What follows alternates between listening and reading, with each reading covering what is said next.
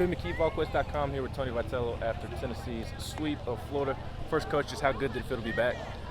It felt good. It also felt a little weird. I mean, the leading up to felt better than anything. Then the arrival was, kind of interesting. Just been in the park I was in the park Thursday night for practice, but it had a weird mojo to it, and maybe we threw the guys off a little bit at the start. Who knows? Although their guy was phenomenal on the mound.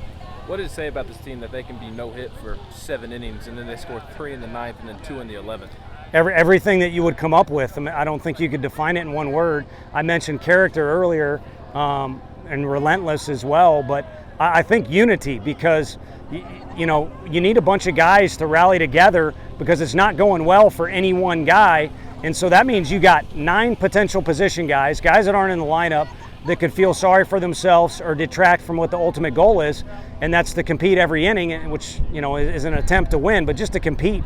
And they competed, and it's a long day on Sunday. So fortunately, our guys were able to scrap it out. I don't know that they were the better team. They certainly weren't for the first 9 innings, but we were able to do what we did. Christian Moore hits a 2-run single in the 9th to tie it, then hits a 2-run homer in the 11th to give you all the lead. Just what do you see from him that allowed him to have success in those moments? I think it's a byproduct of a lot of growth. I hate to be too coachy, but a kid that's matured physically, he's gotten bigger. A kid that's matured in his approach, hitting-wise. I mean, to me, Coach Elander has him hitting almost differently than he did in the fall.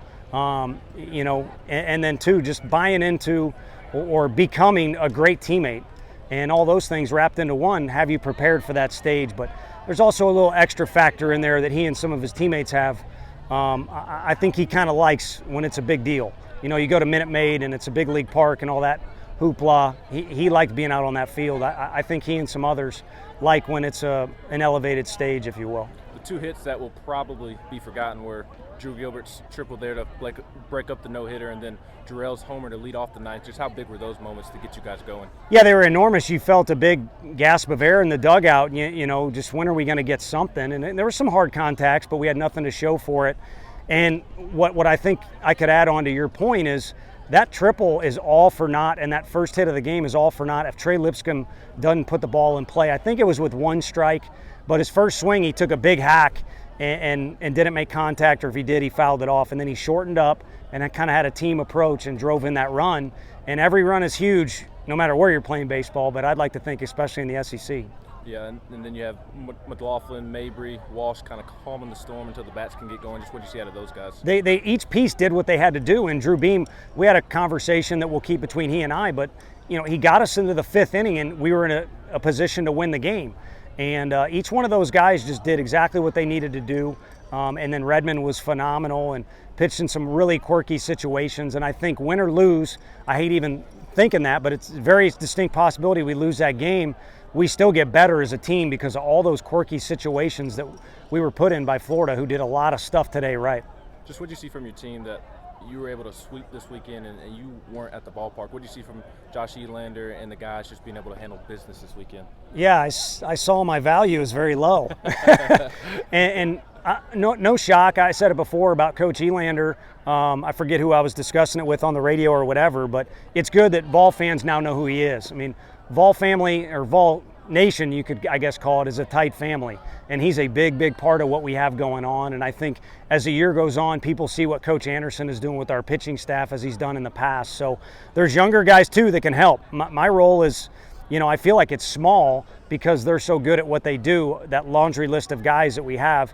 But also, this time of year, the players got to play. And so I think the program is in a good spot.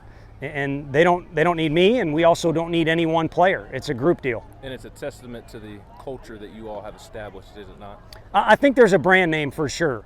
And when back, I mentioned Carmen Tagano in the interview earlier, back when we first discussed this job and I wasn't hired on yet, there needed to be some sort of brand name because there were good players, there were good baseball people, there was good fans involved in the program. But, we kind of needed something that works for us. And I don't even think I could put it on a piece of paper in a couple paragraphs for you, but whatever it is, we've got something, and the guys like seeing each other. We like being around the guys, and we'll win some and we'll lose some. Last thing for you on the way out the door, how big is it for your club that you all played in close games this weekend and were able to grit through some close games and pull out a win? How big is that for the long-term success of this team?